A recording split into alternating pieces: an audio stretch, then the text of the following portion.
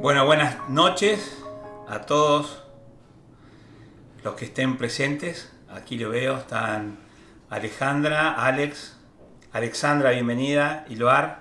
Así que lo que voy a hacer, voy a abrirles micrófono a todos, esperando que llegue el resto. Ya tienen todos sus micrófonos abiertos. Y como siempre saben, cuando están los micrófonos abiertos, les pido por favor que tengan mucho cuidado y ustedes mismos se silencien. ¿Cómo lo hacen? Bueno, haciendo clic sobre el iconito del micrófono. Les pido por favor que hagan eso de manera tal de que no tengamos interferencias. Y ustedes mismos van manejando su propia entrada. Ahí ya veo que lo hizo Alexandra, lo hizo Alex, lo hizo Alejandra. Ahí está Álvaro, a quien también le voy a activar el sonido. Y es el propio Álvaro que lo tiene. Perfecto, entonces aquí estamos. Son las 22:03 aquí en Argentina. Estoy en Fort Lauderdale, como verán hoy. No estoy desde el mismo lugar que estoy habitualmente. Bueno, estoy trabajando y también descansando, haciendo las dos cosas aquí en Florida, en los Estados Unidos. Y bueno, esta vez me toca desde aquí. Así que voy a saludar a los que están. Hoy Alejandro Lomuto ustedes saben que él trabaja como periodista, además de ayudarnos a nosotros a trabajar en el CEPAO. Y hoy están cubriendo una información internacional muy importante y entonces me ha pedido por favor que lo dispensáramos. Así que seguramente lo tendremos a Ale con nosotros en la próxima reunión. Y él es el que acostumbra a dar todos estos avisos parroquiales. Así que yo voy a empezar directamente con la teleclase de hoy. Lo que vamos a hacer es una presentación y luego de eso lo que vamos a hacer es abrir como siempre nuestra posibilidad de preguntar, interactuar todos juntos. Así que otra vez, les dejo el micrófono abierto a todo el mundo. Los que vayan entrando, luego le abriré el micrófono. Y vamos a empezar entonces con la presentación que tengo preparada para el día de hoy. Vamos a comenzar con ella. Y aquí estamos.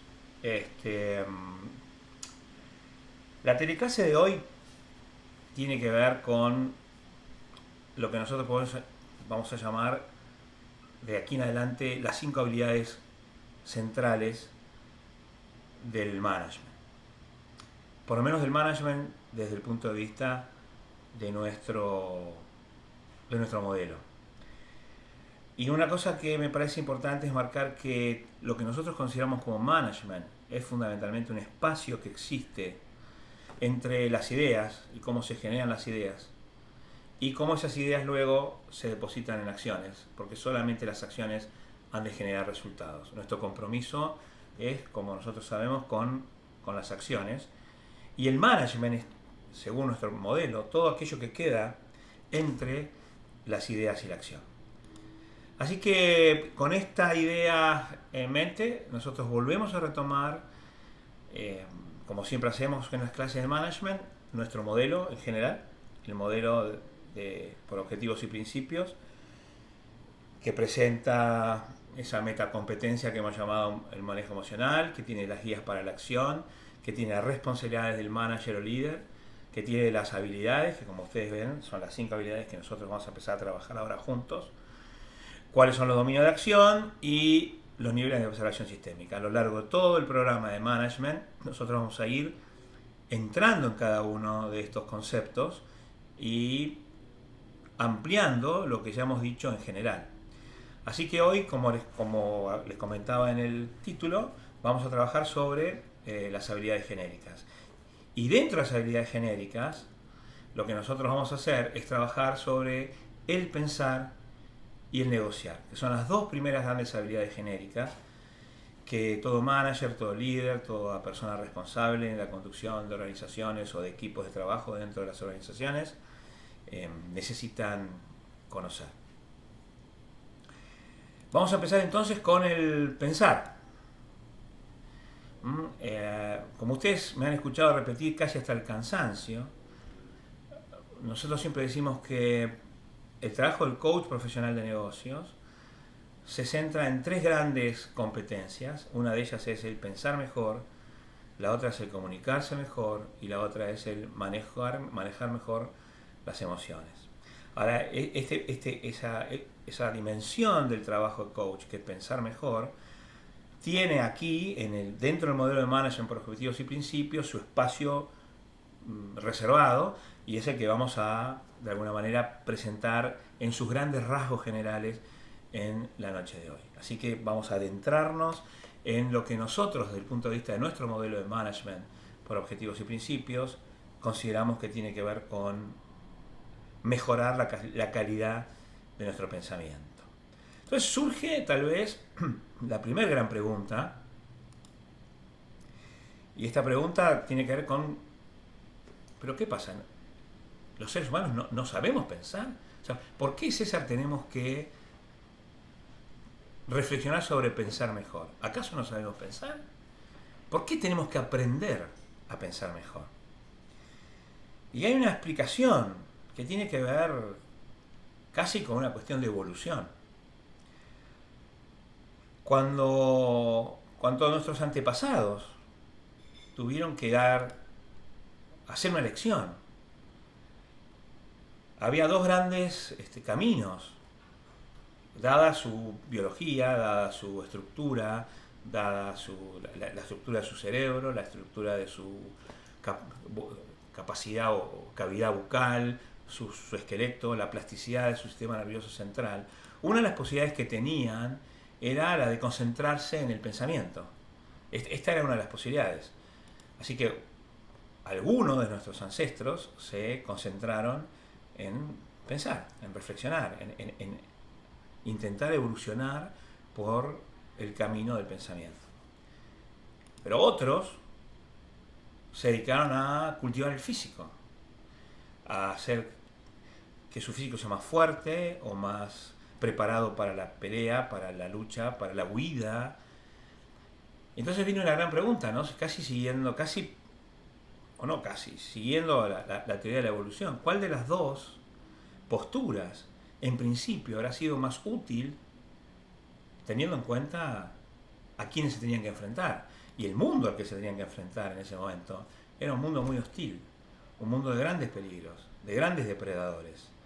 Por lo tanto, los que mejor, o los que sobrevivieron más en aquel momento, fueron aquellos que cultivaron la destreza física, en detrimento de la destreza intelectual. De poco le podía servir a una persona quedarse a reflexionar cuando lo perseguía una bestia salvaje, o cuando tenía que salir a procurarse su alimento, luchando denodadamente contra las grandes fuerzas de la naturaleza. Así que esta casi que, no digo que es la única razón, pero si nosotros nos atrevemos a bucear en la historia, nosotros encontramos que hay una razón primordial por la cual los seres humanos de la actualidad, a quienes nos ha cambiado el contexto. Primero porque todos sabemos que, bueno, los dinosaurios desaparecieron, ¿no? Pero en realidad el dinosaurio es una metáfora de los peligros del mundo salvaje. Hemos sido bastante buenos para controlar esos peligros, no digo que estén absolutamente controlados, la naturaleza sigue imponiéndonos condiciones, obviamente, pero los seres humanos hemos progresado muchísimo en ese aspecto, pero nos enfrentamos ahora a un mundo cuyos desafíos son totalmente diferentes a los de 15.000 años atrás. Y ahora la destreza intelectual es tal vez la llave que abre la enorme mayoría de las puertas. Por lo tanto, es momento de concentrarnos y de focalizar nuestra atención en lo que sería el pensamiento. ¿Qué es lo que permite a las personas, a los seres humanos, un mejor proceso de pensamiento? Esta es una pregunta que cuando empecé a trabajar con las organizaciones empresariales como coach profesional de negocios, me hice en repetidas ocasiones. Esta obsesión de ayudar a las personas que me contrataban a lo que nosotros llamamos nuestros coachees, pero en el fondo es a nuestro cliente. Aquel individuo que viene angustiado porque tiene un desafío que ni siquiera ha podido aún articular, porque sabe que hay algo que le molesta, que no encaja, y que está referido a su tarea, a su productividad, a su capacidad de generar abundancia, a su capacidad de generar resultados económicos. Y necesita, según nuestro propio diagnóstico, en principio pensar mejor. Y necesita de nosotros la habilidad para que los ayudemos a pensar mejor. Entonces la pregunta era, bueno, ¿qué es lo que necesita una persona para que su proceso de pensamiento sea más impecable, para que sea más productivo, para que sea más eficiente, para que sea más diáfano, para que sea más conducente?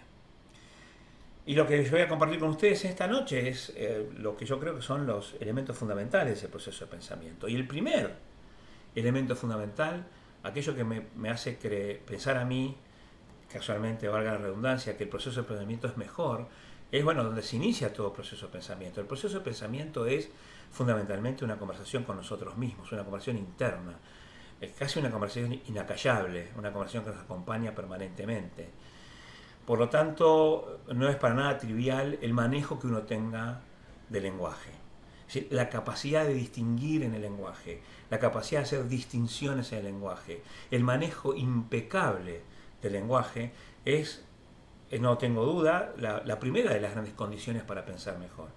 Las personas creen que el manejo del lenguaje es importante para la comunicación, y por supuesto que lo es, pero parecía que es para la comunicación con terceros.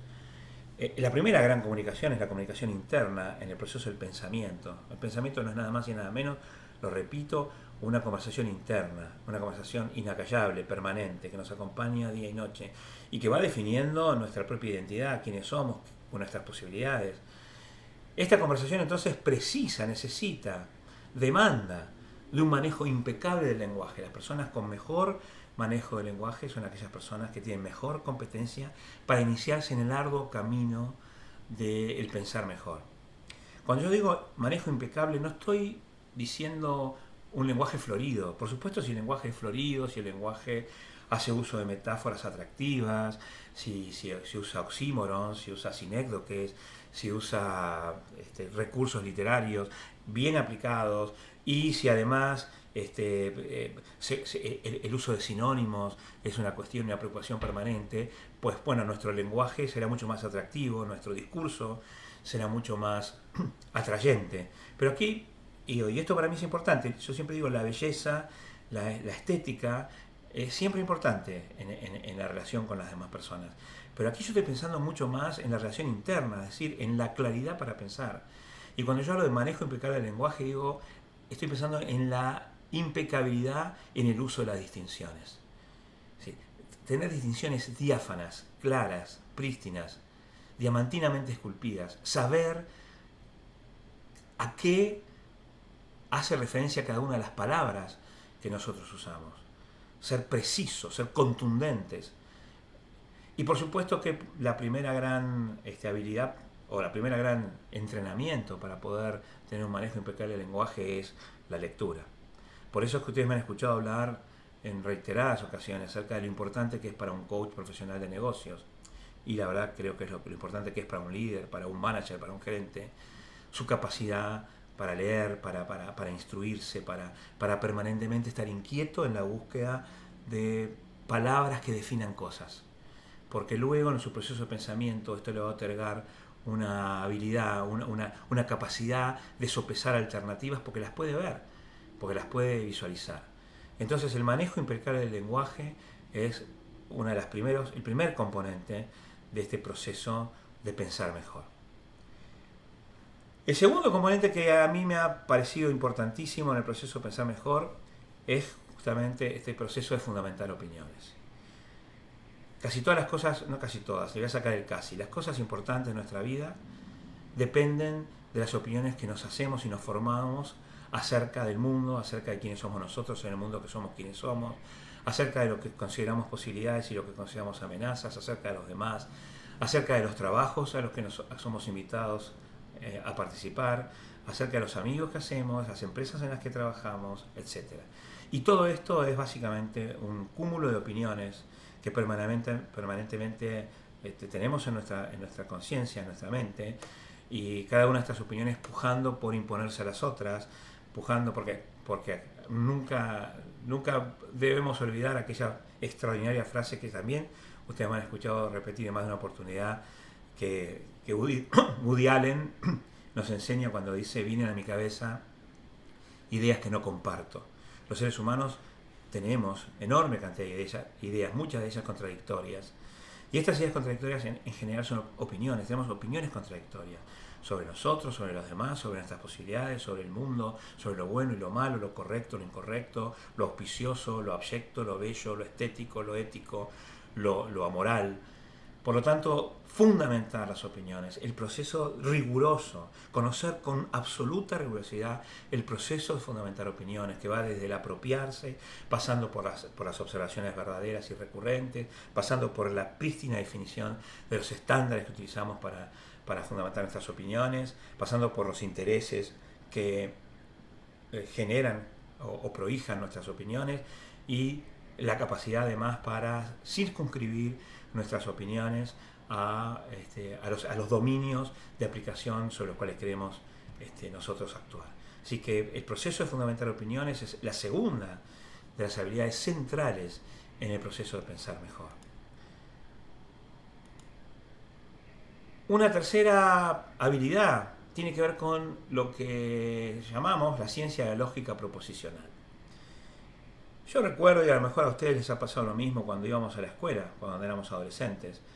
Todos hemos pasado, ¿no? Supongo que en los demás países de América Latina y Europa, en España debe ser lo mismo. La lógica proposicional es una de las materias que tiene uno que cursar para aprobar lo que en Argentina llamamos la escuela secundaria. Y muchas veces nosotros no sabemos para qué sirve, ¿no? ¿Para qué nos sirve saber que todos los P son Q y todos los Q son S? O sea, ¿qué jeringonza ridícula es esta? Sin embargo, la lógica proposicional nos permite adquirir una rigurosidad en el proceso de pensamiento que es de enorme utilidad cuando luego nosotros tenemos que pensar mejor y ayudar a que las personas piensen mejor. La lógica proposicional nos permite analizar la coherencia entre antecedentes y consecuentes, nos permite descubrir algunas de las falacias del pensamiento, nos permite no caer en conclusiones apresuradas o desmesuradas o impropias. Por lo tanto, la lógica proposicional es, no tengo ninguna duda, el tercero de los componentes en el proceso de pensar mejor. Tenemos entonces hasta aquí el manejo impecable del lenguaje, el proceso de fundamentar opiniones y la lógica proposicional. Otra cuestión que permite a las personas pensar mejor es el conocimiento amplio. Y aquí, por supuesto, la palabra amplia o amplio es una palabra que invita a la confusión, tal vez, ¿no? ¿Cuán amplio, César? ¿Cuán amplio debe ser nuestro conocimiento? La respuesta es todo lo amplio que se pueda. El coach profesional de negocios debe ser una persona instruida. Debe ser una persona que conoce las variables de su tiempo, que se ubica perfectamente en espacio, en tiempo, en lugar. No debe desdeñar el conocimiento. El conocimiento es una fuente fundamental en el proceso de pensar mejor y en la profesión del coach profesional de negocios. En este punto yo me rebelo contra algunas escuelas de coaching que sostienen que el coach puede no conocer nada sobre la materia en la cual está ayudando a su coachee. La verdad que puede no conocer, no debe conocer, pero los mejores coaches son los que conocen más. Es decir, la falta de conocimiento no invalida a la persona como coach, pero la limita. Y lo que nosotros estamos buscando es ser extraordinarios coach, no simplemente coach, extraordinarios coach, que nuestro trabajo sea extraordinario. Y para que eso pase, el conocimiento amplio nos permite definitivamente pensar mejor. Nos permite saber de circunstancias, de experiencias, a veces de experiencias que no son propias, pero experiencias que son ajenas, de situaciones que han ocurrido, y nos permite simular en nuestra cabeza escenarios alternativos que sin el conocimiento serían absolutamente imposibles de asir para nosotros. Por lo tanto, aún en contra de algunas de las suposiciones de las escuelas de coaching prevalentes, en nuestro modelo de coaching y en nuestro modelo de management, que ustedes saben que es un modelo más amplio que el modelo de coaching, el conocimiento amplio tiene es una arista fundamental. Y finalmente, estas son las 4 primeras cosas, son las cosas que debemos tener. Y la quinta cosa es aquello que no nos debe pasar. Es decir, el proceso de pensamiento puede sucumbir ante distintas amenazas. Y las personas que se especializan en pensar mejor las deben al vuelo rápidamente distinguir, no caer en esas trampas. Hay trampas tremendamente sutiles en el proceso de pensamiento. Yo voy a dar algunos ejemplos, no son los únicos, pero son tal vez los más difíciles, ¿no? Hay uno que yo llamo la falsa inducción. Es decir, la falsa inducción es un proceso mental basado en la experiencia inmediata que parece tener una estricta lógica, pero que, dada muchas veces la limitación de las observaciones, termina llevándonos a creer que el futuro va a ser simplemente la repetición del presente y del pasado. Algunos de ustedes me han escuchado hablar del síndrome del pavo de Navidad.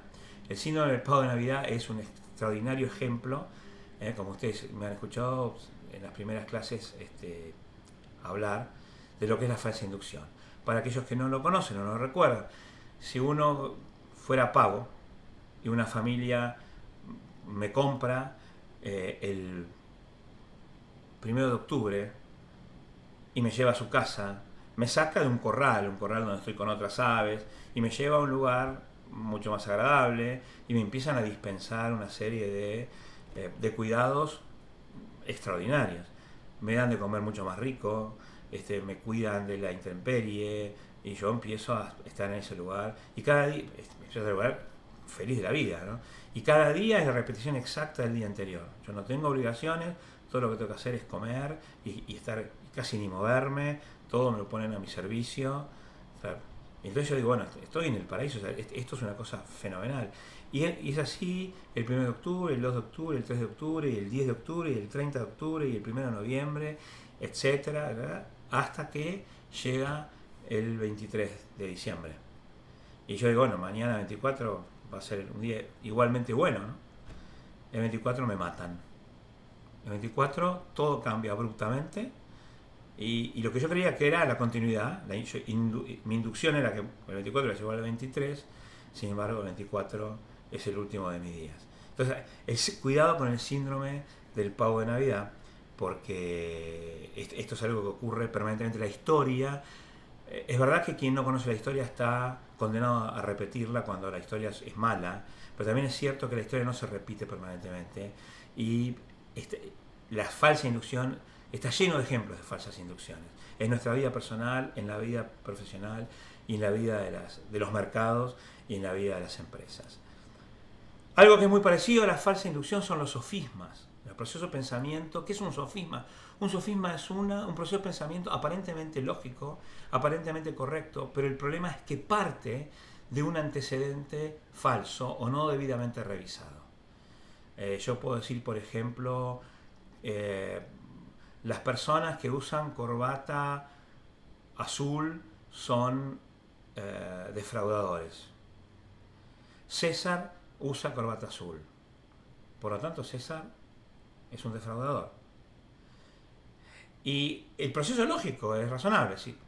Si A, B, entonces como B se verifica, entonces yo puedo catalogar a la persona como C. El problema es que lo que no está debidamente demostrado es el antecedente. Entonces, cuidado con los sofismas. Hay sofismas de todo tipo. Y por supuesto, lo que estamos haciendo hoy no es un curso de pensar mejor. El programa de Pensar Mejor lo ofreceremos más adelante, donde trataremos cada una de estas cuestiones en una clase específica. Pero el tema de los sofismas, les pido por favor que que llamen su atención y que lo tengan muy en cuenta. El mundo está lleno de sofismas y la vida está llena de sofistas, es decir, personas que aparentemente siguen una lógica de pensamiento que es imposible de rebatir. El tema es que los antecedentes de los cuales disparan sus conclusiones no están debidamente demostrados, o están falsamente demostrados, o están arteramente diseñados para el engaño. Por lo tanto, los sofismas es otra de las grandes amenazas en el proceso correcto de pensamiento. Junto con el tema de la falsa inducción están las deducciones engañosas, que son como la contracara, ¿no? Mientras que la inducción va de lo particular a lo general, la deducción va de lo general a lo particular. Entonces, como ciertas cosas se verifican siempre en lo general, entonces deduzco que en lo particular esto también va a ocurrir. Y no, hay veces que uno cree haber advertido en un proceso dinámico, sistémico, cierta ley de formación. Lo que ocurre es que las leyes de formación, para estar seguro uno de que efectivamente responden a una lógica y que la deducción es correcta, necesitan una serie de tiempo que muchas veces los seres humanos tendemos a acotarla y en un periodo menor creemos poder sacar conclusiones. Entonces la ley de formación es tal. Y ocurre que hay una cierta alteración que se repite cada n periodos a los cuales no le hemos dado tiempo de producirse porque hemos acotado muchísimo el periodo de observación. Entonces, cuando aparece esa alteración, porque la realidad termina mostrándose tal cual es, eso nos demuestra que nuestra deducción ha sido engañosa. Pero en ese momento ya hemos tomado las decisiones, ya hemos asignado los recursos, muchas veces ya no se puede volver atrás. Por eso, cuando nosotros prestemos atención al proceso de pensar mejor, vamos a prestar vamos a hacer un particular foco en el problema de deducciones engañosas. Y finalmente, la trampa a la información. Esta es una cuestión que yo diría de las más patentes en el proceso de pensamiento, sobre todo en la actualidad cuando disponemos los seres humanos de una abrumadora cantidad de información y creemos que cuanta más información tenemos, más conocemos el fenómeno o proceso sobre el cual queremos intervenir, lo cual no siempre es así. Y muchas veces la información aparece dibujada, la información central, la información más importante, aparece dibujada de las maneras más sutiles, de las maneras más, yo diría, más misteriosas. Muchas veces leer mucho el diario nos desinforma. Esta es una paradoja bastante increíble, pero también que se verifica con mucha asiduidad. Entonces, ¿a qué me refiero con la trampa de información? A veces creemos advertir que la información de la que disponemos es la información relevante, la información que importa, y muchas veces la información que realmente importa está escondida y no es tan obvia ni tan fácil de acceder. Yo he visto muchas empresas y muchos empresarios y muchos líderes de empresa sucumbir a la trampa de la información.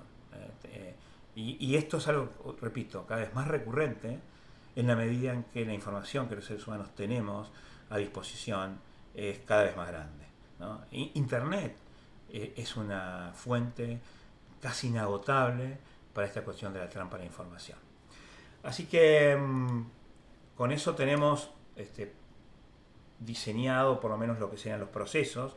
Y entonces, ahora sí vamos a volver a una definición que tuvimos al principio de nuestro programa, cuando hablamos de inteligencia erudita. Quiero recuperarla y quiero ahora volverla a poner sobre el tapete con todo lo que hemos hablado ahora de pensar mejor.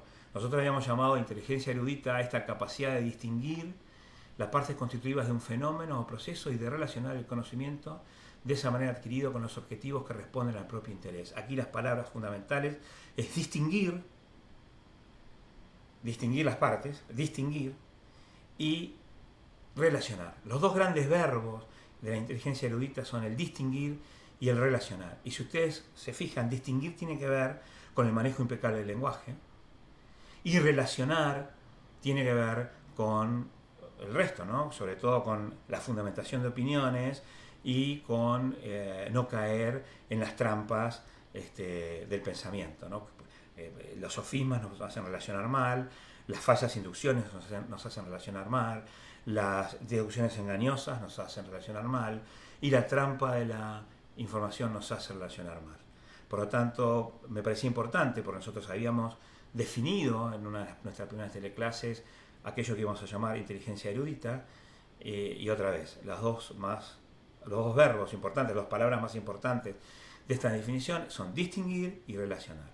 Distinguir entonces tiene que ver con el manejo impecable del lenguaje y relacionar tiene que ver con el resto de los procesos que nosotros hemos visto en la filmina anterior. Pero nosotros no solamente habíamos definido inteligencia erudita, sino también habíamos definido, le hemos agregado un grado de dificultad y habíamos hablado también de la inteligencia creadora, que para nosotros era como un estadio superación de la inteligencia erudita. No estamos diciendo que la inteligencia erudita esté mal, lo que estamos diciendo es que la inteligencia creadora es un nivel superador de la inteligencia erudita. Y entonces habíamos hecho una definición, y habíamos dicho es la capacidad de distinguir las partes constitutivas de un fenómeno o proceso, hasta aquí es igual que la inteligencia erudita, convertir ese hallazgo en información, fíjense qué importante esto, y luego inventar los fines para los cuales dicha información resulta relevante. Y aquí los tres verbos más importantes son distinguir, convertir e inventar. Y si ustedes se fijan, es bastante fácil relacionar otra vez el distinguir, el convertir y el inventar con los procesos del pensar mejor que estuvimos viendo juntos, ¿no? Con el manejo impecable del lenguaje, con el amplio conocimiento, con la capacidad de fundamentar opiniones, con la lógica proposicional y con la distinción de las amenazas al proceso de pensamiento. Entonces, revisando nuestra definición de inteligencia creadora, llegamos a lo que voy a hacer, lo que nosotros habíamos dado, que era nuestra definición de pensamiento crítico, ¿recuerdan? Ahora, volvemos sobre la definición de pensamiento crítico y otra vez, es fundamental que nosotros como coach profesional de negocios, o como personas que dirigimos organizaciones, o como personas que dirigimos grupos entre organizaciones, como responsables de organizaciones, aprendamos todo lo que tiene que ver con el pensamiento crítico. El pensamiento crítico es casualmente la disciplina que nos permite pensar mejor. Y nosotros lo habíamos visto como la acción de indagar en forma consciente, sostenida y rigurosa los supuestos y creencias sobre los que se estructura el conocimiento de un fenómeno, analizando los fundamentos en los que dicho conocimiento se apoya y las consecuencias posibles de las acciones que convoca. Y si ustedes se fijan ahora que nosotros miramos con detenimiento, nuestra filmina, es la acción, el pensamiento crítico es una acción. Y es una acción de indagar, pero no de cualquier manera, en forma consciente, sostenida y rigurosa. Y consciente, sostenida y rigurosa, que en nuestras primeras teleclases no sabíamos a qué se refería, nosotros diríamos que estamos indagando en esta conversación interna que nosotros tenemos. Ni siquiera es una forma de indagar a un interlocutor, es una forma de indagar en nuestra propia conversación interna. Es decir, somos consistentes en lo que empezamos a decir al principio de esta teleclase, de esta presentación. Esta acción de indagar el pensamiento crítico será consciente, sostenida y rigurosa si cumple con los requisitos que hemos presentado en esta noche. Es decir, llamamos consciente, sostenida y rigurosa al manejo impecable del lenguaje, al proceso de fundamentación de las opiniones, al amplio conocimiento, a los conocimientos de lógica proposicional y a evitar caer en las trampas del pensamiento. Eso es lo que nosotros llamamos consciente, sostenida y rigurosa. Por eso vuelvo a mostrar esto, porque ahora tenemos mucho más elementos para saber de qué estamos hablando. ¿Qué es lo que indagamos de forma consciente, sostenida y rigurosa? Los supuestos y creencias sobre lo que se estructura el conocimiento de un fenómeno. Es fundamental entender que todo conocimiento de un fenómeno, y un fenómeno es una situación de negocio, es una brecha en la tarea, es una brecha en las relaciones, es una brecha en la satisfacción personal. Es decir, cualquier cosa que nosotros queramos ayudar a nuestros clientes, eso es un fenómeno. Y ese fenómeno, el conocimiento de ese fenómeno se estructura sobre un conjunto de supuestos y creencias. Entonces lo que indagamos en forma consciente, sostenida y rigurosa a partir de las habilidades que estamos presentando esta noche, son esos supuestos y esas creencias. Y aquí otra vez el manejo del lenguaje es fundamental. Sabemos que son supuestos y sabemos que son creencias. Todo proceso de pensamiento y todo proceso de conocimiento de un fenómeno se estructura sobre la base de supuestos y creencias. No puede ser de otra manera. Por eso el coach profesional de negocios indaga sobre ese conjunto de supuestos y creencias. Y lo hace en forma consciente, sostenida y rigurosa a partir de un conjunto de habilidades que adquiere en su entrenamiento. Y ese entrenamiento tiene que ver con las habilidades que hemos estado presentando. ¿Qué es lo que se hace con esos supuestos y creencias? Se analizan los fundamentos, otra vez aquí aparece la palabra fundamental. Se analizan los fundamentos en los que dicho conocimiento se apoya. Todo conocimiento es la articulación narrativa de un conjunto de hechos, observaciones, experiencias, experimentos, basados en supuestos y creencias que fundamentan esa articulación. La ley de gravedad, por ejemplo. La observación que hizo Sir Isaac Newton allá por 1680, de un conjunto de observaciones recurrentes acerca de un fenómeno que ocurría en la realidad, pero a partir de los cuales elaboró un conjunto de supuestos y luego lo que hizo fue analizó los fundamentos que tenía para esos supuestos, porque eran los fundamentos en que dicho conocimiento se apoyaba, se preguntaba cosas. Entonces eso le permite elaborar una articulación narrativa de un fenómeno que existía antes que él naciera, pero que nadie había explicado como él explicó, y con tanto poder lo logra explicar y articular que genera una ley que todo el mundo después acepta como verdadera, como la verdad. Por eso nos cuesta tanto trabajo darnos cuenta que Newton inventó la gravedad, porque pensamos que la gravedad ya estaba. Pero fíjense que lo que hace cualquier persona que inventa una teoría, que inventa una explicación, que articula un fenómeno, y eso es lo que nosotros hacemos. La primera parte de nuestro trabajo como coach profesional de negocios es articular una historia poderosa que, basada en un conjunto de supuestos y creencias, con un fundamento que le hemos encontrado para poder apoyarnos sobre él, analizamos el fundamento y analizamos las consecuencias posibles de las acciones que esa forma de pensar convoca. No estaría completo nuestro trabajo si nosotros nos desembarazáramos de las consecuencias. Por eso es que aquí hemos destacado en negrita acción. Esto es muy importante tener en cuenta. Hay una gran dificultad en las personas para entender que el pensamiento es una acción humana, no distinta de tocar el piano, no distinta de hacer un swing de golf, no distinta de patear una pelota de fútbol. Es una acción y por lo tanto como acción permite ser mejorada, permite ser aprendida, permite ser perfeccionada. Es una acción, es una acción que se da de cierta manera, es decir, consciente, sostenida y rigurosa, que analiza fundamentos y que se hace cargo del conocimiento de las consecuencias posibles de las acciones que dicho pensamiento convoca. Me he detenido tanto en esta filmina porque vamos a volver una y otra vez en nuestro entrenamiento como coach profesional de negocios sobre esta disciplina básica del pensamiento crítico. Como ustedes ven, el pensamiento crítico es, si esto fuera un río, esto es el delta en el que el río desemboca, ¿no? Todo lo que venimos diciendo son los afluentes, nuestra forma, el pensamiento lógico, la habilidad para hacer distinciones en lenguaje, el amplio conocimiento, no caer en las trampas del pensamiento, la lógica proposicional, etc. Son los afluentes de un río muy caudaloso que desemboca en este delta que es el pensamiento crítico. Por lo tanto, por eso me detuve tanto en esta filmina. Dijimos que íbamos a tratar hoy pensar mejor y también que íbamos a hablar acerca de el negociar. Y ya en el final entonces de nuestra presentación, el negociar está puesto con toda intencionalidad dentro de nuestro modelo, luego del pensar, porque sería imposible negociar sin... O sea, se puede negociar, siempre se puede hacer ineficientemente. Estoy hablando de sería imposible negociar con calidad, negociar con habilidad y alcanzar los resultados que nos proponemos en nuestra negociación si primero nosotros no tuviéramos la habilidad de pensar mejor. Entonces hay como una cronología lógica primero hay que pensar, y hay que pensar bien, y hay que pensar críticamente. Y luego esto desemboca en algo muy práctico, que es el negociar. El negociar es casi la puesta en práctica, porque nosotros nos pasamos el día negociando. Negociar no es solamente eh, en un conflicto, no negocia uno solamente en la estrategia de un conflicto. Uno negocia porque todo el tiempo, porque el negociar es ante todo una conversación. Es una particular manera de conversar.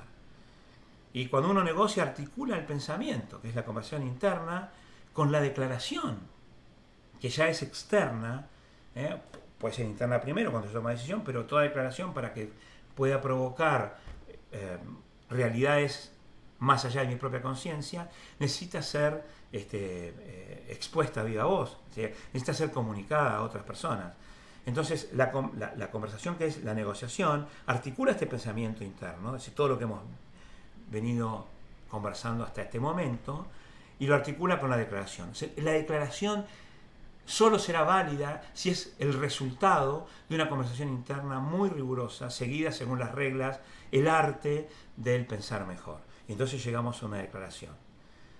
Esa declaración nos permite a nosotros pasar a la acción. Por lo tanto, casi que no existe una diferencia entre el negociar y comunicar, puesto que ambos conceptos involucran y tienen por objetivo la coordinación de acciones. Cuando yo negocio, lo que busco es coordinar acciones. Coordinar acciones, bueno, esto y si no aquello, y yo entrego esto y recibo esto otro. Es decir, uno permanentemente está haciendo eso, y negocia momentos, y negocia recursos, y negocia precios, y negocia lo que fuere, pero porque lo que está buscando es coordinar acciones. Por eso es que yo digo que, y nosotros sabemos que la comunicación, según nuestra definición, no es nada más y nada menos que la coordinación de acciones. Por lo tanto, casi no existe diferencia entre negociar y comunicar. Y es por eso que sostengo que desde este punto de vista el management es un proceso de negociación permanente, porque el management es ante todo un proceso de comunicación permanente. El management es eso, es comunicar.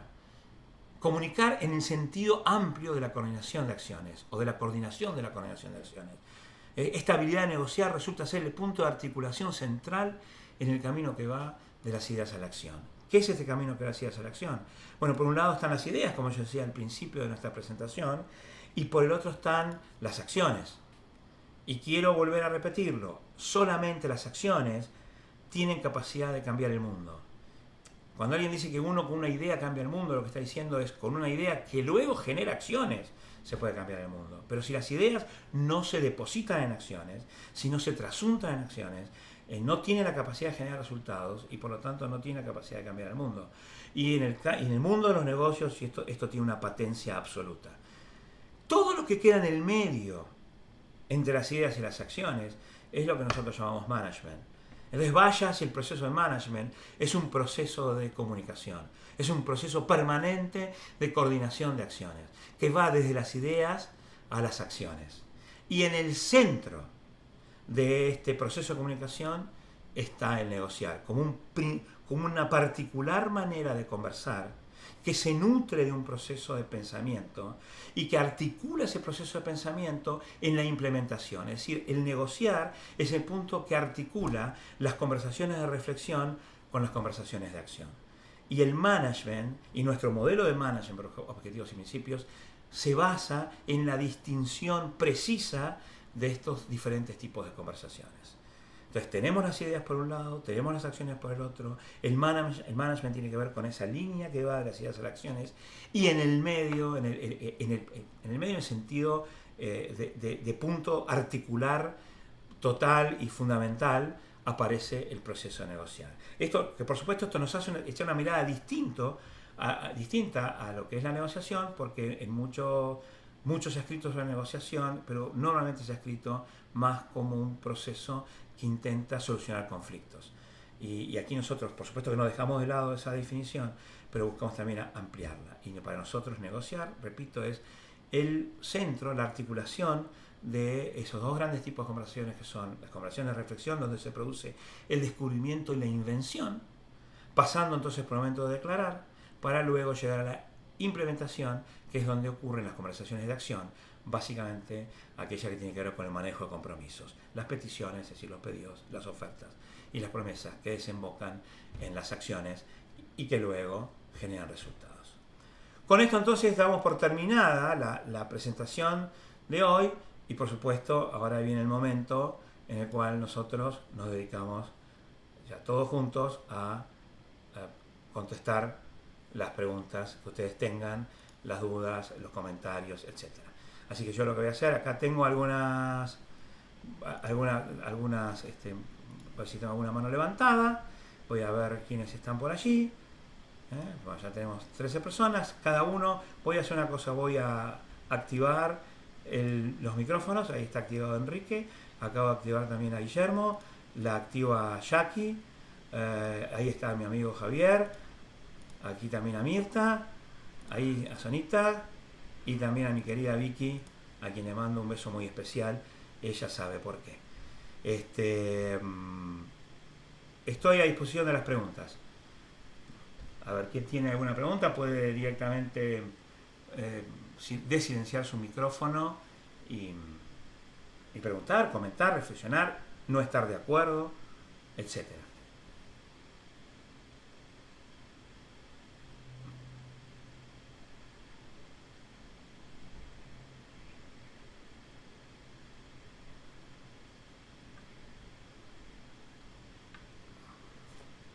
Bueno, los estoy esperando, ¿eh? A ver, voy a abrir yo la conversación con alguno. Guillermo Miotti, siempre sos una de las personas que me ayuda un poco. Contame, preguntas, reflexiones, dudas, algo que puedas contarme. Decís que no me escuchás. Qué raro. Bueno, qué pena, no me estás escuchando. Espero que el resto sí me haya estado escuchando. A ver.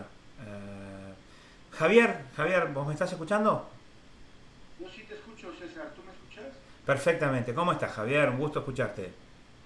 El gusto es mío, César. Yo la verdad es que me quedo con ganas de ir indagando un poco más. Me encantó la presentación, muy clara, muy contundente. No tengo ninguna duda en particular, más que obviamente, bueno, pues entrar un poco más después al desglose, a la parte de ir haciendo, ir desmenuzando todo esto. Pero por ahora me queda perfectamente claro, ha sido muy precisa, muy clara y no tengo una pregunta, una duda Perfecto, perfecto. específica. A ver, gracias, Javier. No hay obligación de tener preguntas, ¿eh? O sea, puede ocurrir que la presentación es suficientemente clara o que, bueno, no se les ocurre una pregunta y necesitan mirarla. Esto también tiene mucho que ver con la recurrencia, ¿viste, Javier? O sea, uno lo escucha, por eso tenemos las conversaciones grabadas, por eso hacemos las síntesis, para que todos ustedes tengan... Mi obsesión es que ustedes tengan la mejor preparación posible para trabajar como coach profesional de negocios. Yo estoy seguro y convencido de que no hay programa en el mercado que ofrezca este tipo de capacitación. Habrá buenísimos que ofrecen otro tipo de capacitación, pero en tanto en cuanto coach profesional de negocios, incurrir tan profundamente en las habilidades que son centrales para nuestro quehacer, a mí me parece que no lo hay, y por eso es que yo los invito a volver a mirar las teleclases, no por la genialidad de lo que yo digo, yo no soy tan genial, no me lo creo, pero sí creo advertir que he hecho un trabajo de recopilación importante y me encanta ponerlo a disposición de ustedes. Pero por Sí, supuesto, César. Yo así lo creo también y te digo, la verdad es que ha sido muy claro. Sí me quedan dudas, por ejemplo, esta cuestión de la falsa inducción, los sofismas, las deducciones engañosas, pero tengo la impresión de que de esto vas a después en las siguientes teleclases a irlo desmenuzando. sí. Quiero verificar que sea así. A ver, exactamente, o sea, como vos te imaginarás, o sea, nosotros lo que estamos aquí presentando el proceso de management, ¿no? Entonces ahí estamos presentando las distintas habilidades. En mi opinión, Javier, lo que nosotros vamos a tener que hacer es preparar un programa, que ya lo tengo pensado, que sea exclusivamente teleclases sobre pensar mejor, para indagar en estos procesos de una manera mucho más profunda. Me apresuro a decir además que no estoy pensando en sacarles más plata.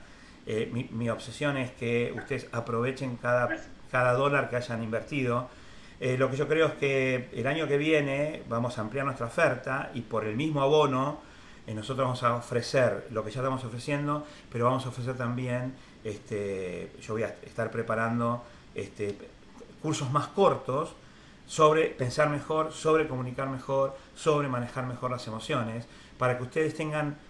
la oferta es inagotable y lo que yo busco es que nuestra red se constituya algo así como la universidad, la mejor universidad posible para formarse como coach profesional de negocios. Y yo voy a poner a disposición de ustedes todo, lo mucho o poco que yo pueda, que yo haya estudiado o que yo conozca o que mi experiencia me permita. Como vos te imaginás, en un curso de management no puedo dedicarle todo el tiempo. Los sofismas nos pueden llevar 2 horas enteras. La trampa de la información, te aseguro que cuando la trabajemos te va a sorprender, Javier. No vas a poder creer dónde se esconden dónde acechan esos monstruos que no nos permiten pensar bien y por lo tanto tomar decisiones. Y por supuesto esto se traslada después hacia nuestros clientes. Ahora, cuando nosotros lo hacemos, la capacidad que tenemos es inconmensurable. Aquí me tenés que un poco confiar en lo que te digo, ¿no? Pero eso y que así va a ser. Me pasa que justamente con eso me quedo. O sea, me enseñas el menú y suena muy apetecible lo que viene, y la verdad es que no, ahora mismo no puedo tener toda la claridad de todo lo que esto implica, pero infiero. Exactamente, exactamente. Es algo... Y me entendés, ¿verdad, Javier? Es decir, no tengo cómo presentar todos los platos, porque si no además generaría una especie de empacho. Tenemos que ir descubriendo con un proceso lógico, ¿no? Primero, nosotros no conocíamos este modelo y lo presentamos. Nosotros no conocíamos muchas cosas de economía consciente y la estamos presentando. Esto nos va generando un modelo mental que nos va a permitir a nosotros después ir indagando más profundamente. Lo que yo te prometo es que ninguna de las cosas que nosotros presentamos va a quedar a medias. Eso yo te lo prometo. Necesitamos tiempo, porque además muchas de estas ideas tienen que decantar, ¿no? Y por eso es que y son tiempo intensivos, o sea, necesitan del tiempo para poder ser comprendidas. Gracias, Javier, como siempre un placer hablar contigo. Gracias, muchas gracias, Javier. Tengo una pregunta de Vicky, o por lo menos tengo levantada la mano, Vicky. Así que te escucho, querida, y mandándote un beso grandote. Te recibo en la teleclase de hoy.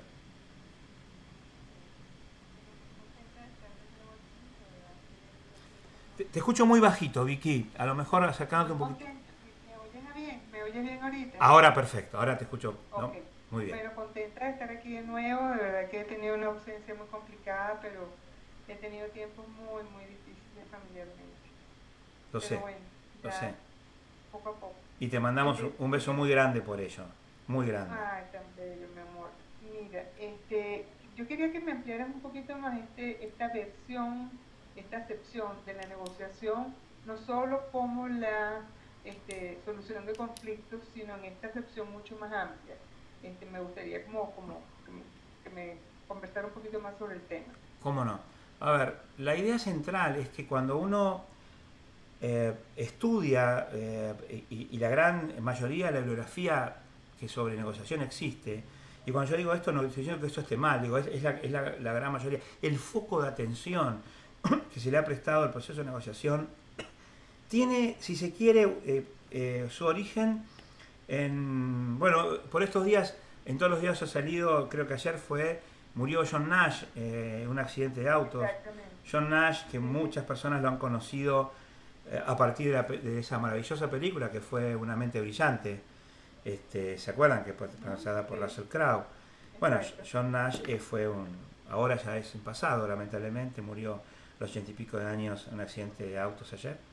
Él fue el creador de la teoría de los juegos y básicamente el creador de lo que se llama el equilibrio Nash, el equilibrio estable en todo proceso de negociación. Él introdujo un concepto a la negociación tan revolucionario y tan prometedor, que hizo que todo el proceso de negociación pasara prácticamente por esos carriles, tomado después por otros grandes pensadores como por ejemplo Thomas Schelling, tal vez uno de los libros más importantes de la negociación, sea La estrategia del conflicto, un libro de Thomas Schelling, donde este profesor lo que hace es estudiar básicamente el proceso de negociación a partir del proceso de la carrera de armamentos durante la época de la Guerra Fría. Y esto circunscribió entonces el concepto mismo de negociación a un concepto de enfrentamiento, o sea, a un concepto de conflicto. Yo negocio para conseguir lo mejor posible en un proceso en el cual hay un toma y daca, y en donde yo lo que trato de conseguir es una ventaja en este proceso. Y eso, por supuesto, que tiene que ver con la negociación, y eso es lo que yo trataba de explicar. Pero tratando de contestar tu pregunta, Vicky, nosotros vamos a tomar el concepto de negociación agregándole, si se quiere, otros conceptos u otras intenciones. Y la negociación no es solamente una negociación con un interlocutor o con un grupo de interlocutores para conseguir minimizar mis costos y aumentar mis ingresos, que en el fondo eso sería la estrategia del conflicto, sino también la negociación tiene que ver con la manera en que coordinamos las acciones permanentemente. O sea, en todo proceso de coordinación de acciones existe también un proceso de negociación, aunque no haya un conflicto declarado, hablando en conflicto a dos partes, A y B, que se encuentran para dirimir una diferencia. Eso sería una negociación, no una negociación tradicional, ¿no? Un conflicto. Los Estados Unidos y la Unión Soviética tratando de dirimir el poder o la supremacía mundial, y se encuentran en cualquier esquina como los matones del barrio, ¿no? Y se amenazan mutuamente y juegan al póker ocultando sus cartas, haciendo bluff, etc. Esas son estrategias del conflicto, forman parte de una particular negociación, pero nuestra idea de negociación es que existe negociación en todo proceso de coordinación de acciones, aun cuando no se encuentren en ese proceso dos partes enfrentadas entre sí que quieren dirimir una diferencia. Aun cuando si yo quiero coordinar una acción contigo, aun cuando no tengamos diferencia, aun cuando tengamos intereses coincidentes, de todas maneras va a haber cosas que nosotros tenemos que negociar. Va a haber cosas que nosotros tenemos que... Porque nuestras prioridades pueden ser distintas, porque nuestra percepción de los costos puede ser distinta, porque nuestra percepción de los intereses en juego y de la importancia de uno de otros intereses puede ser distinto, o de la urgencia con la que tenemos que atender una u otra cuestión. Y esto, vos sos una gran coach y has trabajado con importantes empresas y con importantes organizaciones, y sabés que muchas veces ocurre que dentro de los mismos departamentos de una organización se producen negociaciones sin llegar necesariamente a un conflicto. No hay un enemigo, no hay un adversario, pero hay una persona con la que debo coordinar acciones y debo negociar. O sea, también necesito utilizar las herramientas de negociación. Esa era mi intención cuando ampliaba el concepto de negociación, y me resisto. ¿Cuál sería para ti, cuál sería para ti la diferencia entre la negociación y la coordinación de acciones, o sea, en términos de herramientas que se aplican? En la negociación tradicional, la negociación más circunscripta a un conflicto, no puede terminar en un empate, pero en general está pensado como un juego de suma cero. Es decir, las personas entran a esa conversación sabiendo, vamos a suponer que yo tengo un conflicto contigo, Vicky, y entonces yo entro a esta negociación sabiendo que lo que yo gane es lo que tú pierdes. Y vos sabés que lo que tú pierdes es lo que yo gano, y así simétricamente. Entonces, esa es una negociación conflictiva. En cambio, en la coordinación de acciones, el juego es de suma positivo. O sea, al final del proceso de negociación, no hay lo mismo que había al principio, solamente que está, digamos, distribuido de una manera diferente. Lo que hay es que hay más. Es como que hemos generado algo que no existía. Un proceso de negociación entendido como la coordinación de acciones. O sea, si cuando en el proceso de coordinación de acciones, utilizando las herramientas de negociar, pero pensando como una coordinación de acciones, no hay necesidad de que uno pierda para que el otro gane.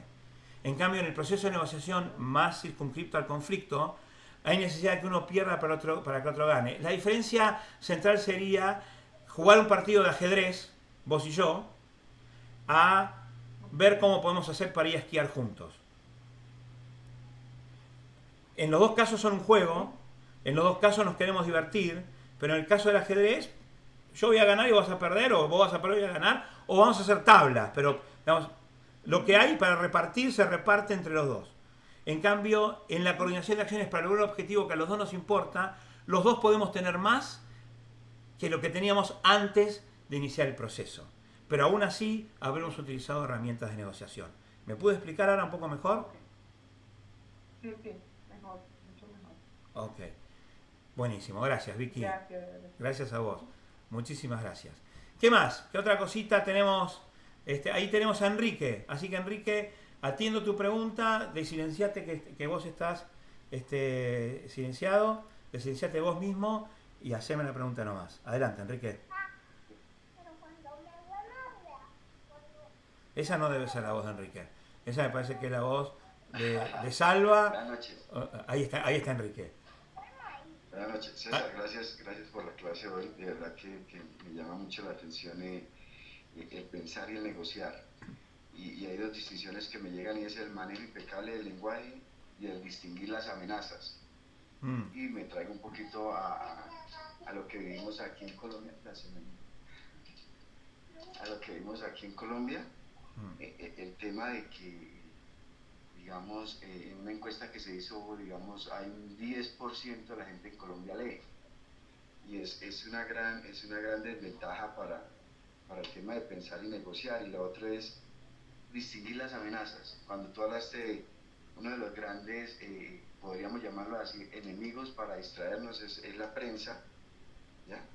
Eso me quedó resonando, porque pues todo el día yo mantengo los periódicos de mi país, y me estoy como empapando de lo que está pasando, y me doy cuenta de que sí, que nos mantienen distraídos todo el día y no nos dejan como ese momento y esa capacidad de llegar a pensar y de llegar a negociar en muchas cosas que en el día a día que nos sucede. Entonces, me llevo esto de la clase de hoy, pensar y negociar, y estas dos distinciones: manejo impecable del lenguaje, que es que no nos estamos en la lectura. En un país como este estamos con telenovelas, realities y vainas, y miren, nos mantienen bombardeados con todo eso, y en ningún momento nos dejan pues como ese espacio para estar en esto que estamos hoy, por ejemplo, en estas clases que nos llevan a mirar la vida de otra manera. Ojalá, bueno, me encanta que pienses eso, ¿no? Eso para mí es esto último que decís es un orgullo, una alegría extraordinaria. Me quiero detener en lo que vos decís, Enrique, me das el pie para detenerme en algo que para mí, desde el punto de vista de nuestra profesión, es fundamental. Yo creo que nunca me voy a cansar y nunca voy a poder explicarlo debidamente, y nunca voy a poder mostrar la importancia que yo creo que tiene esta cuestión de adquirir cada vez más capacidad de hacer distinciones en el lenguaje. Creo, Enrique, que vos pones el dedo en la llaga, es una cuestión que es central. Creo que esta noticia que vos me das, que fue que solamente el 10% de las personas en Colombia tiene la costumbre de leer. Supongo que leer, estamos hablando de literatura, estamos hablando de ser amigo de los libros, y a mí esto me produce una profunda pena, porque no es que yo me jacte de una gran cultura, ni que yo piense que leer es lo único que existe, y que son las personas de gran conocimiento, son personas válidas. Pero hay una cosa que a mí me obsesiona. Yo estoy convencido de que en estos momentos de nuestra historia, en estos momentos que nos toca vivir, el mundo que nos ha tocado vivir, no, como dice Serrat, no hay otro tiempo que nos ha tocado. Y en este mundo que nos ha tocado vivir, hay una lucha que se está peleando, y es la lucha por la libertad individual, la libertad de pensar. Y esa lucha se juega, el campo de batalla, uno de los campos de batalla más importantes de esa pelea, de esa lucha, es los libros. Y si nosotros conscientemente o voluntariamente resignamos esta capacidad maravillosa de aprender nuevas palabras, aprender nuevos significados, estamos lentamente degradando nuestra capacidad de pensar. y cuando degradamos nuestra capacidad de pensar nos volvemos menos libres.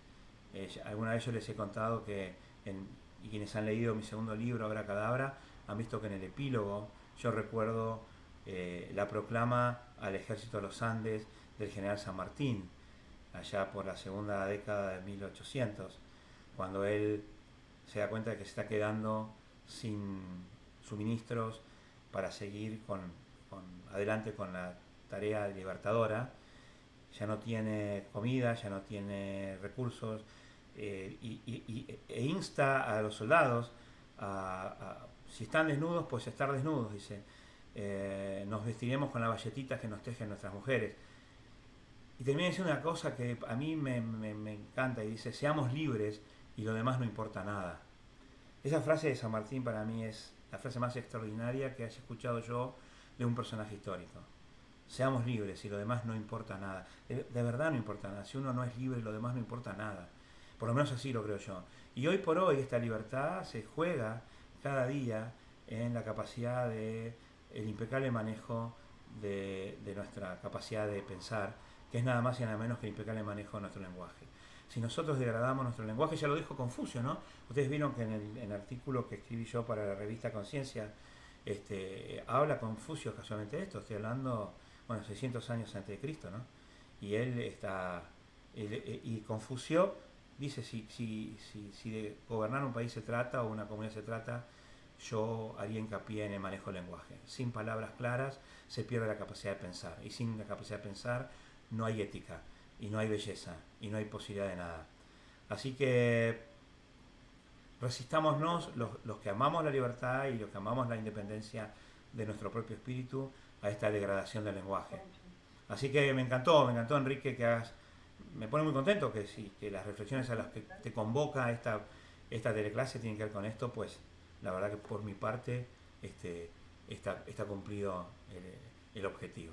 Gracias, Enrique, muchas gracias. Y por supuesto lo mismo que le dije a Javier, vamos a seguir profundizando. Esto es solo el principio de un camino que se acaba el día que ustedes decidan que se acabe.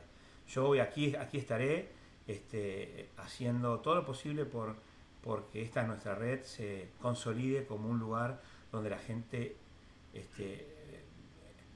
amplíe permanentemente su capacidad de acción a partir de su competencia y su capacidad de reflexión. Gracias, Enrique, un abrazo gigantesco. Tenemos una mano de Ilvar, así que lo saludo a Ilvar. Le pido por favor, Ilvar, que te silencies y te escucho con toda atención. Ilvar, ¿cómo estás?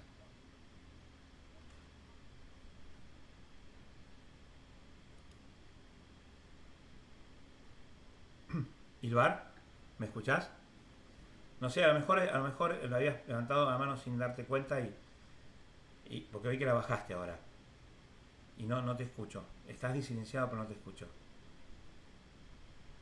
Ok, hagamos una cosa. Le pasamos a Alex, que sí tiene la mano levantada y espero que me esté escuchando. Alex, desilenciate vos y te escucho. Y si Ilvar después vuelve a levantar la mano. Adelante, Alex. ¿Cómo andas, viejo? ¿Ahora sí? Sí, perfecto.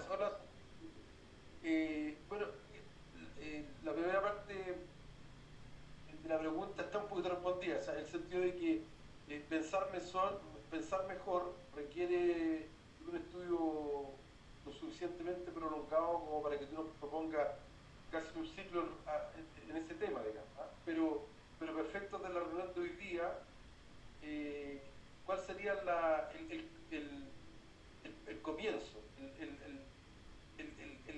el primer paso? ¿Cuál es el primer paso que se puede dar mañana? Porque entendemos que hay que profundizar y que hay un ciclo, y yo comparto eso, pero ¿con qué tarea nos vamos a ir para mañana? Mira, dos cosas.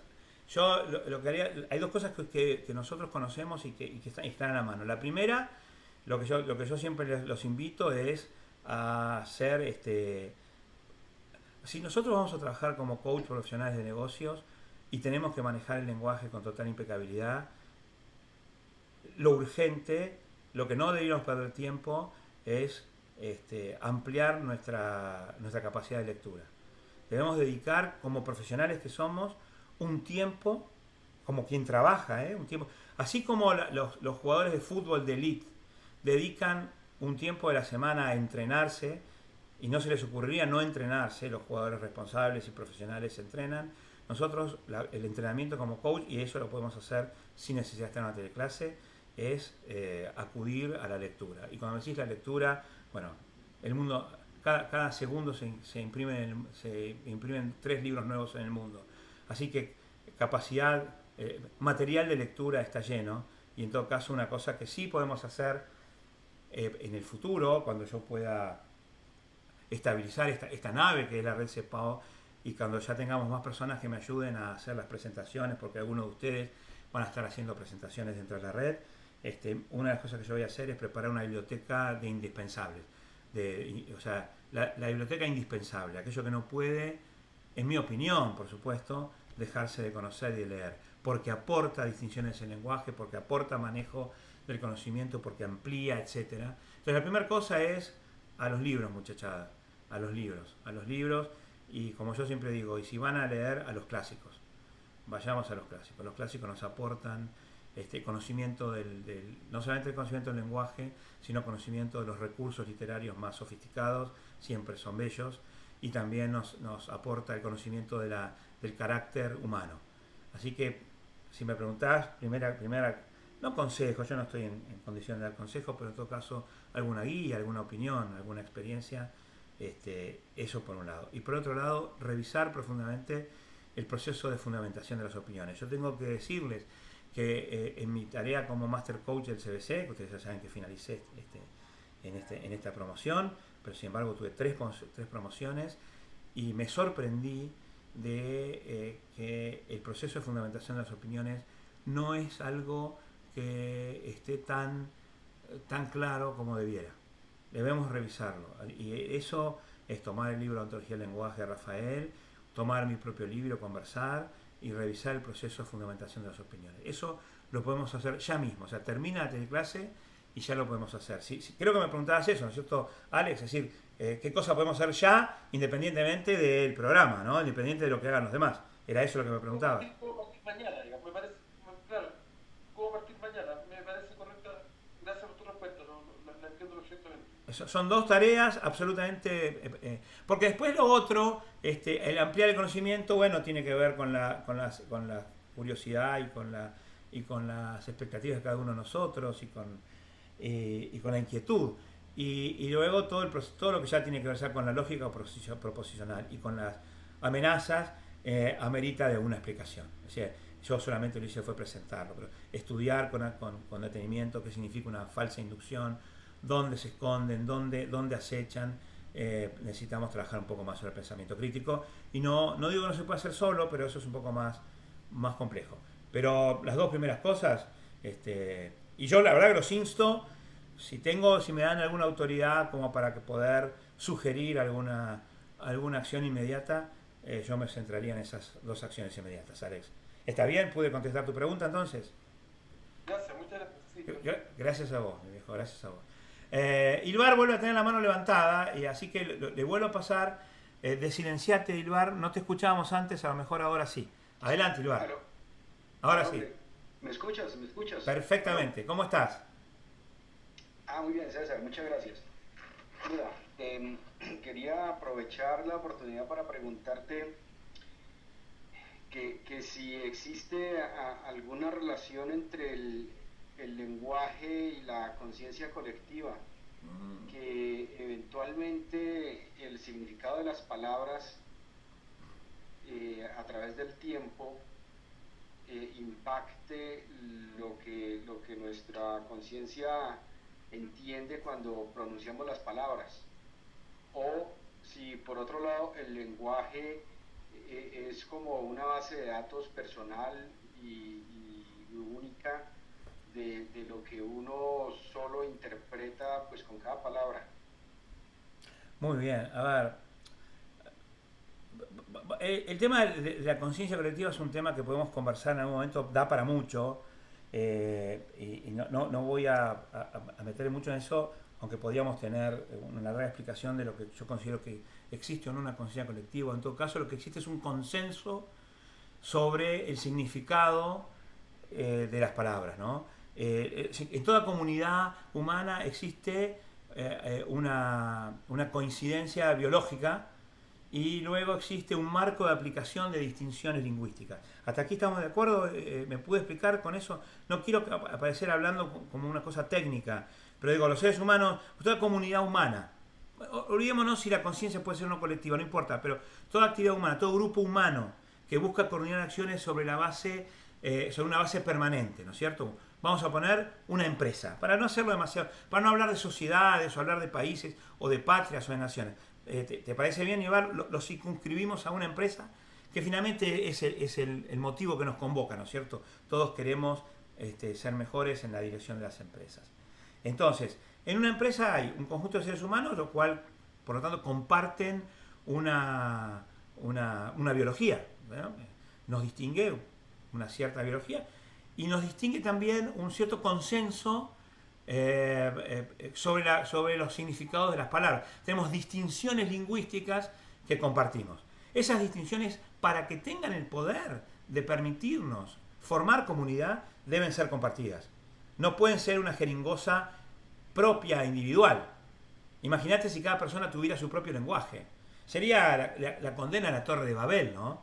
Donde la coordinación es imposible. Entonces, por supuesto, tomando esa referencia y haciendo esta introducción, mi respuesta es contundente. Por supuesto que sí, el lenguaje, la capacidad de hacer distinciones en el lenguaje tiene un impacto fenomenal sobre el consenso social, el consenso del grupo. Y otra cosa que es muy importante, que vos la dijiste, o por lo menos la dejaste ver, ¿no? La sugeriste muy, muy amablemente y muy bellamente, es que el lenguaje es una experiencia viva, es decir, mutante, es decir, el lenguaje cambia, se trastoca, las palabras mutan, las palabras se llenan y se vacían de contenido. Se llenan de contenido con las mentes inquietas que inventan distinciones y se vacían de contenido cuando se las abandona, cuando se las deja de nombrar. Y cuando se la deja de nombrar pierde significado. Pocas cosas son más tristes en una comunidad que la muerte de las palabras. Las palabras mueren, y mueren por desuso, mueren por olvido, mueren por no ser nombradas. Cuidemos, y el impacto es tremendo. Una palabra que se muere en una comunidad es una nueva imposibilidad de distinguir, y es una nueva imposibilidad de coordinar acciones, y es una nueva imposibilidad en el término de las empresas de generar riqueza. Por eso, ser custodio de las palabras, ser una especie de gendarme de estas palabras, no dejar que las palabras se mueran. Usemos las palabras y recordemos incluso palabras que parece que están un poco anquilosadas o viejas. Volver a la vida una palabra. O sea, es que a mí me encanta cuando yo juego a eso, y con mis hijos juego a eso, y mis hijos me cargan, ¿no? Porque me dicen que soy un vejestorio. Pero a mí me gusta volver a la vida las palabras. Es como rescatarlas del olvido y volverlas a poner en funcionamiento. Y cuando haces eso, vas generando una conciencia, que no sé si colectiva o no, pero sí compartida. Y a mí no me cabe duda de que todo grupo humano coincide en su biología, en tanto en cuanto seres humanos, y en el manejo consensuado de un conjunto de distinciones lingüísticas. Y esas distinciones lingüísticas tienen un impacto decisivo, fenomenal, en el transcurrir de esas comunidades. ¿Es eso lo que me preguntabas, Ilvar? ¿Esa es la opinión que me pedías? Sí, correcto. Es porque he estado investigando y encuentro, por ejemplo, que el significado actual de las palabras que comúnmente usamos difiere mucho del significado original. Por ejemplo, incluso significados anteriores al latín y al griego han cambiado.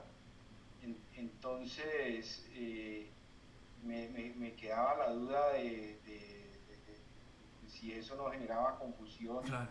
De alguna manera, porque, bueno, no sé, es decir, cómo pudiera eso impactar totalmente precisamente el poder pensar, ¿no? Que básicamente terminaría uno pensando al revés, ¿no? Claro, claro, muy bien.